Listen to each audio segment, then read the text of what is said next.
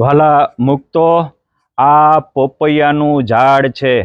આ પોપૈયામાં અનેક પ્રકારની ગુણવત્તા છે। પોપૈયું માંદાને હાજા કરે છે। આ પોપૈયાના પાંદનો રસ ડેન્ગ્યુ જેવા ભયંકર રોગથી રક્ષા કરે છે।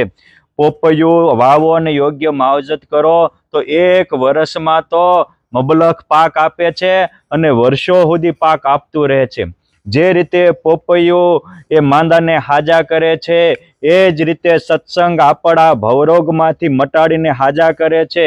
જેમ પોપૈયાના પાંદ પણ ડેન્ગ્યુને મટાડે છે, એ જ રીતે મોટા સંતના વચન આપણા જન્મો જન્મના કામ ક્રોધાદિક રૂપી ડેન્ગ્યુ મટાડે છે।